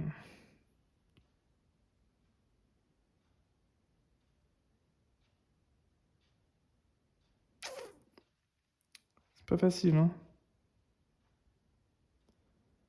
C'est pas évident. Pas évident. Qu'est-ce que je vais faire? Il m'en faut un pour l'événement spécial là-haut, que je garde de côté. Il me faudra 2 baies pour lui, et si je veux faire un chaînage là-dessus, j'aurai pas assez pour construire tout ça. Je crois que je vais prendre qu'un point de victoire sur le médecin. Ouais, sinon ça va me coûter trop cher, je vais pas y arriver. Ok, donc je vais dépenser une baie seulement, du coup je vais garder 2 baies de chez moi. Je dépense une baie pour mettre un point de victoire supplémentaire, j'espère que ça ne portera pas préjudice. Hop, je mets un point de victoire supplémentaire parce que j'avais dépensé une baie à ce moment-là. Ok. Et comme je viens de construire le médecin, 3, 4, 5, 6, 2, 4, 6, 7, ok. Pardon. Comme je viens de construire le médecin, et bien pareil, même chose, on relance le dé. 7. Oh, et voilà. Voilà ce que je craignais est arrivé. Et donc 1, 2, 3, 4, 5, 6, 7. Il me pique le château. Il vient construire directement ici, gratuitement. Et on se récupère une nouvelle carte. Donc là, il m'a piqué le château. Donc là, le roi devient caduc, hein, en fait. Hein. Parce que après, ça me fait des points de victoire et des événements. Sauf que en fait, je pensais faire un chaînage avec le château qui me rapportait également 4 points de victoire et des points de victoire à la fin de la partie. Là, ce sera plus le cas. Donc c'est beaucoup moins intéressant, effectivement. Bon, tant pis. Je vais jouer le professeur. Hop, qui me coûte 2 baies. Ok. Tac. J'ai oublié quelque chose. Excusez-moi. Au début de l'automne, j'aurais dû refaire également un réapprovisionnement de mon entrepôt. Parce que je l'ai fait immédiatement en posant la carte en été. Et avant la phase d'automne, j'aurais dû réapprovisionner mon entrepôt. Donc c'est ce que je vais faire du coup, puisque, puisque je ne l'ai pas fait. Donc je veux pas me faire perdre de points. Tant pis, je vais rajouter. Qu'est-ce que je vais rajouter? Je vais rajouter, je ne sais pas. Hmm.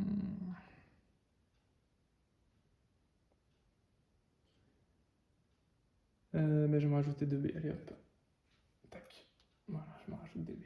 Tac, voilà. Ok. Ok. Donc, comme j'ai construit mon professeur, j'ai le droit de piocher 2 cartes. J'en garde une et je donne l'autre à mon adversaire. Donc, je pioche une raffinerie de résine et un barde. Voilà, le barde, c'est ce qu'il me fallait d'ailleurs. J'en ai besoin pour un autre barde et auberge, mais j'ai pas l'auberge non plus. Donc, compliqué. Compliqué. Ouais, j'ai pas d'auberge. Donc, je vais garder barde quand même. Et je vais donner la raffinerie à mon adversaire. Ça lui fera une carte supplémentaire. Voilà, 2, 4, 6, 8. Ok. Et comme j'ai joué le professeur, bien évidemment, il peut de nouveau gagner une carte. Hop, c'est parti. 2. Donc quand il fait un 2, qu'il soit dessus, c'est pas un problème. Il se récupère hop, une carte ici supplémentaire. Et on en retourne une nouvelle qui va nous bloquer immédiatement. Voilà, ok. Donc ensuite, comme j'ai le professeur et l'université, construction, créature.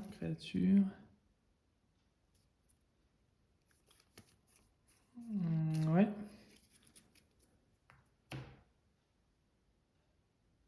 Ok. Alors, du coup, j'ai tout ça, mais avant d'y aller, je vais attendre un peu parce que une fois réalisé, vous pouvez placer jusqu'à 3 créatures de votre main sous cet événement. Sauf que le bard, j'aimerais bien le garder au cas où je puisse faire un nouvel événement. L'arbre éternel me rapportera 5 points.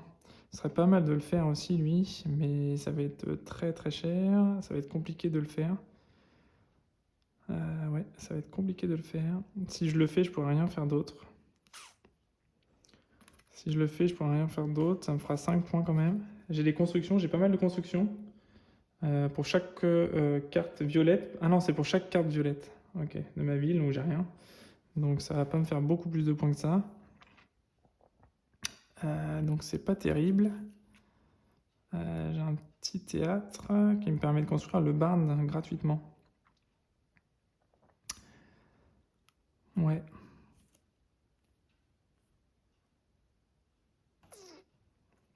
Ok. Le médecin ne me sert plus à rien. Ça me fera une créature. 2 créatures. Et ça me fera que 2 créatures. Ça m'embête un peu de ne pas prendre les 2 points de plus là-dessus. Mais il faut que je défausse dans ce cas-là. Il faut que j'arrive à repiocher des cartes. Et j'ai pas grand-chose pour piocher des cartes actuellement. J'ai rien qui me fait piocher en fait.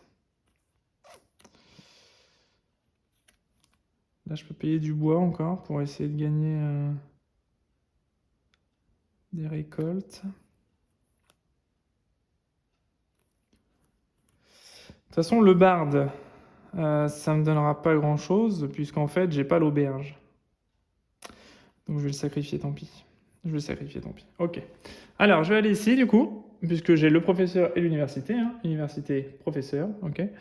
Donc je peux le gagner. Et une fois réalisé, je peux placer donc jusqu'à 3 créatures de ma main sous cet événement.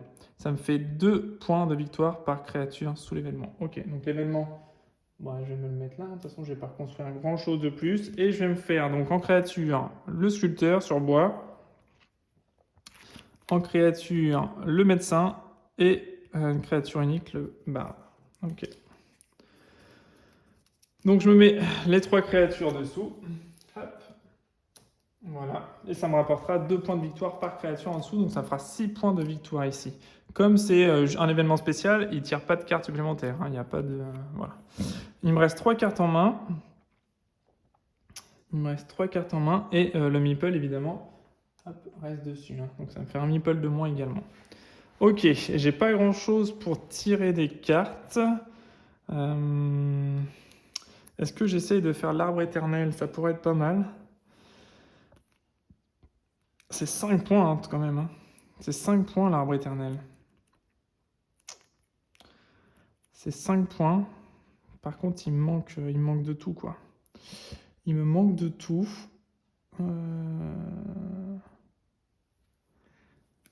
Il me manque de tout.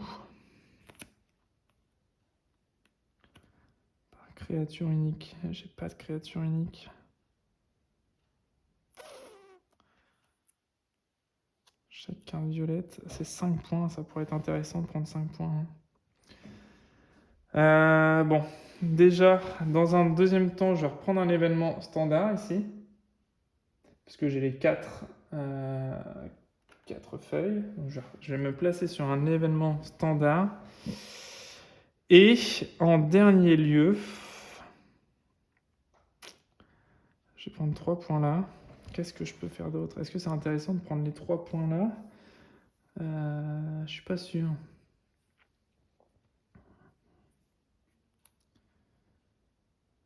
Un point par carte violette, j'ai rien. Non, je crois que je vais m'arrêter là. Parce que de toute façon, j'ai pas grand chose de plus.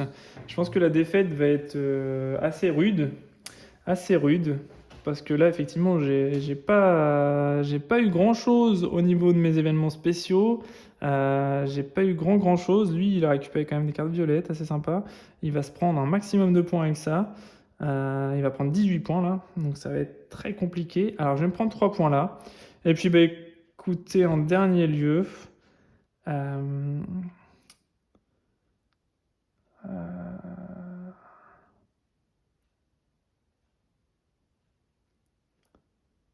ah.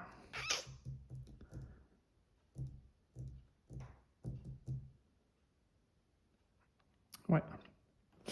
Bon, je vais faire ça. Je vais faire ça.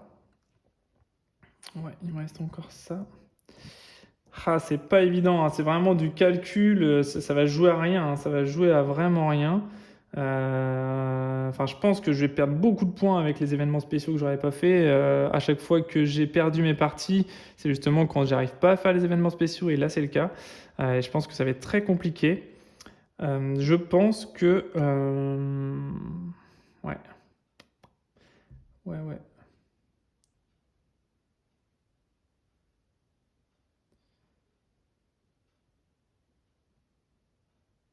Ouais, ça va être compliqué là. Ça va être compliqué. Bon, tant pis. Tant pis, tant pis. Je pense que je vais aller.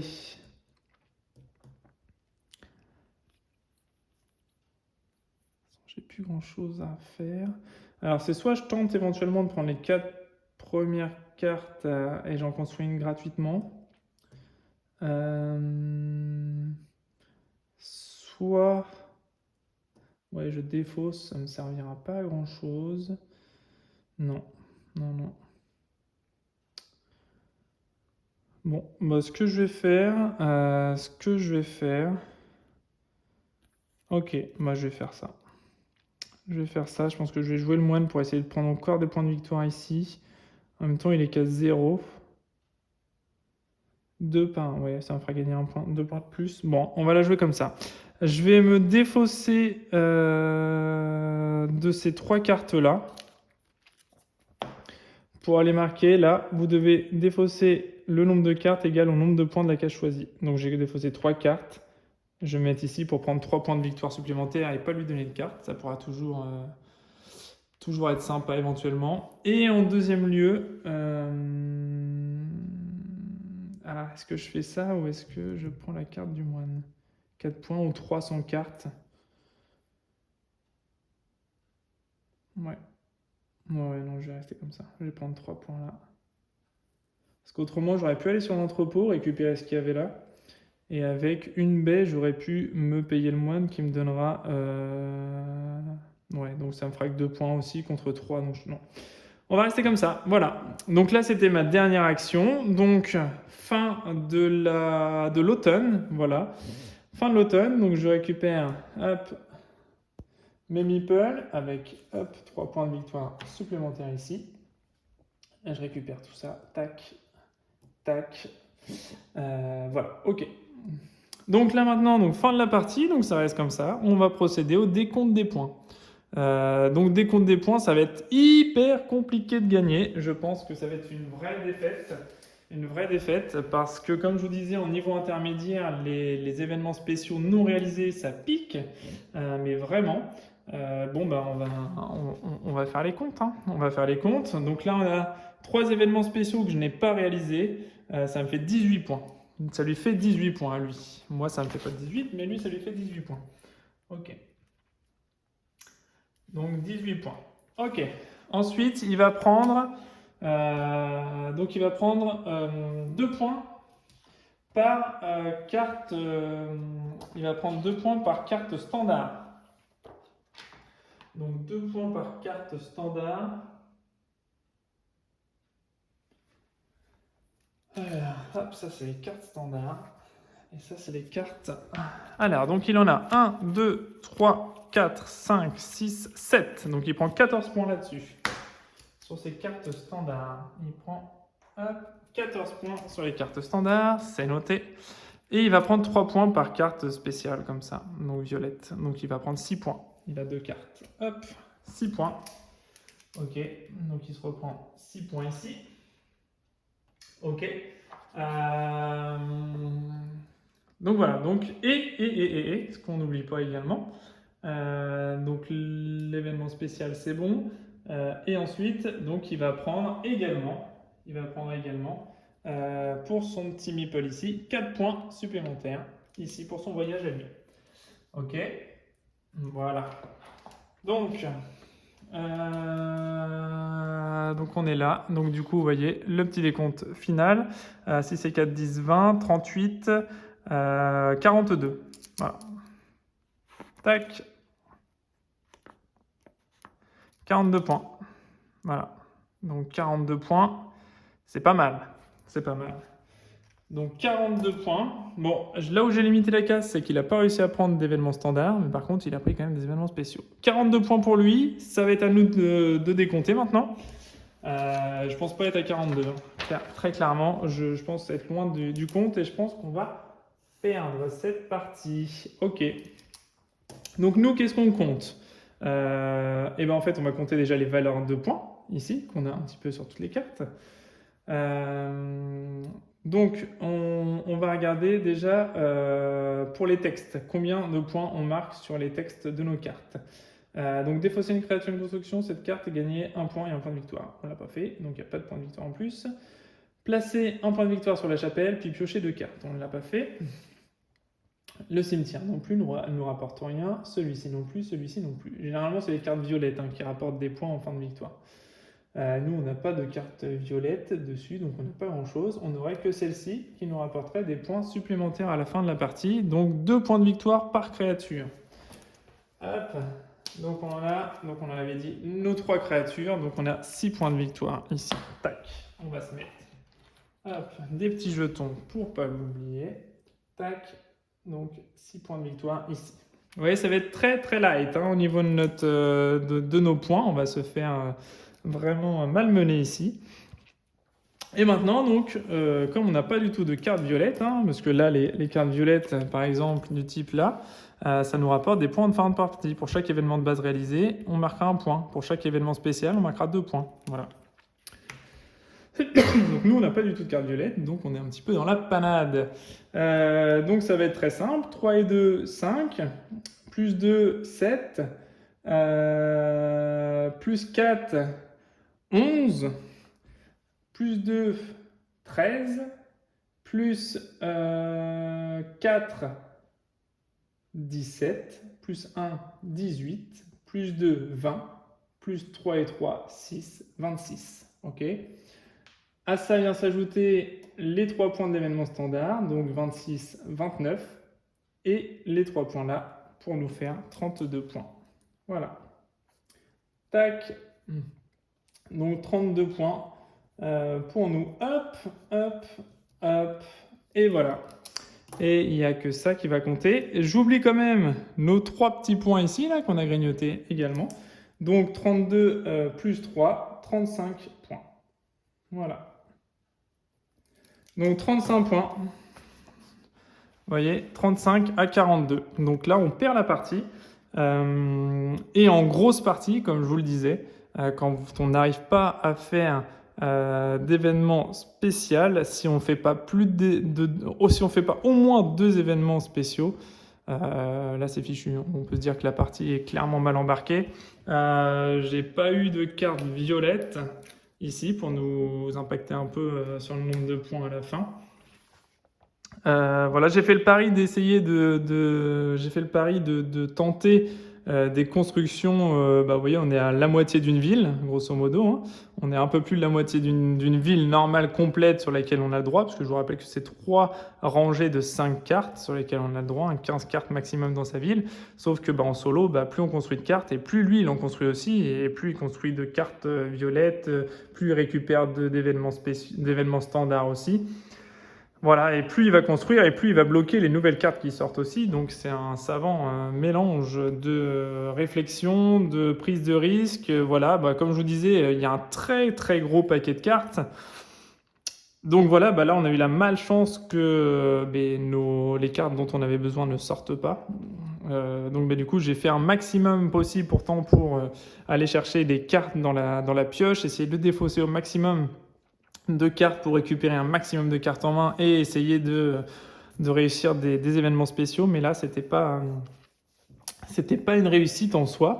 Voilà, donc, mais ça vous donne un gros aperçu du jeu. Je vous dis, en facile, je suis à 9 victoires sur 10 parties.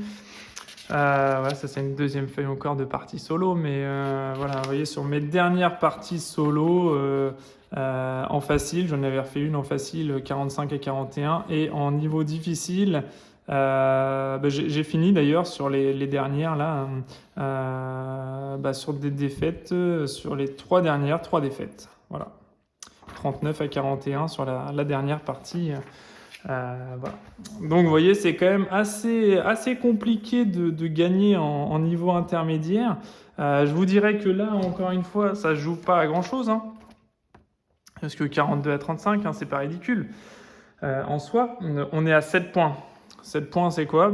7 points, c'est voilà, un événement spécial, grosso modo. Puisque c'est ça même, c'est ça. Puisque 6 points de moins pour lui, puisqu'il marque 6 points par événement spécial non acquis. Et puis nous, on aurait récupéré quelques points de plus, hein. Vous voyez, il aurait fallu poser quelques baies ici, même juste en récupérant 2 points de plus. Ça faisait moins 6 pour lui, plus 2 pour nous, et on gagnait la partie. Donc vous voyez, et même avec le plus petit événement spécial. Donc ça se joue vraiment sur la partie solo, il faut vraiment aller chercher de l'événement spécial, puisque en fait la difficulté va jouer là-dessus. Plus on va monter dans le niveau de difficulté, et plus il va prendre 2 points sur les événements spéciaux et les points sur la case voyage de la fin. Donc voilà, donc il va falloir vraiment optimiser ses coups en solo, et il faut vraiment viser le maximum possible sur les événements spéciaux. Donc ça peut être frustrant, clairement, hein, je vous le dis, parce que ça reste du tirage de cartes, hein. Vous voyez, on a... vous voyez, on aurait pu... il en reste encore quelques-unes, une ou deux, mais voilà quoi. Voilà, le paquet de cartes est juste énorme. Donc pour faire le tour des cartes, pour faire vraiment le tour des cartes, pour avoir, comme je vous dis, il y a certaines cartes qui sont uniques. Voilà, le croque-mort par exemple qu'on avait là, enchaînage du cimetière, voilà, il est arrivé ici. Donc vous voyez, on aurait pu passer un sacré bout de temps, puisqu'il y avait une quarantaine de cartes avant d'aller chercher le croque-mort. Donc la même chose pour les autres, hein. Le palais de justice, etc. Voilà, le deuxième croque-mort était tout à la fin du paquet. Donc si on a besoin d'une carte qui est, vous voyez, on a joué la partie, il y a une cinquantaine de cartes après, plus l'avant-dernière, clairement, l'événement spécial, il n'est pas réalisé. Après, ça se goupille généralement plutôt favorablement, parce qu'en fait, généralement, on arrive quand même au cours de la partie à récupérer au moins 1 ou 2 événements spéciaux, enfin au moins 2 événements spéciaux. Voilà, si on a la chance d'en faire 3, c'est super. 4, c'est top, génial. Ça m'est jamais arrivé d'en récupérer 4, non. J'ai jamais eu, sur une trentaine de parties, j'ai jamais eu les 4 événements. Mais 3, oui, ça arrive, 2 également. un événement, bon là c'est vraiment pas de chance, surtout quand on a ici la possibilité de se défausser de cartes et de récupérer le double à chaque fois. J'avais quasiment rempli ma main de 8 cartes à chaque fois nouvelles pour essayer d'épurer le deck et récupérer les cartes qui nous manquent. Donc à chaque fois, faut s'adapter. Faut s'adapter, essayer le cas échéant, comme je n'ai pas réussi à faire, j'ai essayé d'aller chercher du coup des événements standards pour récupérer des points sans lui donner de cartes, parce qu'à chaque fois lui il se récupère 2 à 3 points à chaque fois qu'on lui redonne des cartes. Donc j'ai essayé sans lui redonner de cartes de taper sur des événements. Sur des événements standards pour récupérer des points sans lui donner de points à lui. Voilà, il y a vraiment, quand on joue en solo à Everdell, c'est un super jeu, mais c'est vraiment une bataille contre soi-même finalement, parce que les décisions vont évoluer tout au long du jeu. Vous voyez, au départ, on se dit, bon, allez, on part sur les événements spéciaux, et au fur et à mesure du jeu, en fait, on se rend compte que on n'a pas les cartes qui sortent, donc faut s'adapter autrement. Faut essayer de trouver d'autres choses, d'autres sources. Voilà. J'ai fait le pari d'essayer de remplir très peu mon village. Pari perdant. J'ai essayé de faire le pari de réaliser au moins 2 objectifs. Je me suis entêté sur ce mode de fonctionnement pour gagner la partie. Et là, clairement, ça n'a pas porté ses fruits. Donc voilà, c'était en tout cas une présentation, règles du jeu solo plus la partie solo. Voilà, comme dans tous les jeux, parfois on gagne, parfois on perd. C'est ce qui fait la beauté de la chose. Après, ce qui est vraiment sympa avec Everdell, c'est le décor, la qualité, la qualité du matériel. Hein, c'est vraiment de très très bonne qualité. Les petites tuiles qui sont modulables, et d'ailleurs il va y avoir quelques extensions qui vont sortir. Il y en a déjà 2 ou 3 de planifiées. Il y en a une en précommande là qui va arriver assez rapidement, d'ici 1 mois ou 2, je crois, de mémoire. Il y a d'autres extensions qui vont arriver, donc qui vont avec des tuiles qui vont venir remplacer des actions. Voilà, comme on a des petites tuiles comme ça qui sont amovibles, forcément on peut imaginer qu'il y ait plein d'autres choses, plein d'autres modes de jeu, de fonctionnement par rapport à ça. En tout cas, ça vous a bien dégrossi la partie. Moi, je le trouve super sympa ce jeu. En solo, il est vraiment top.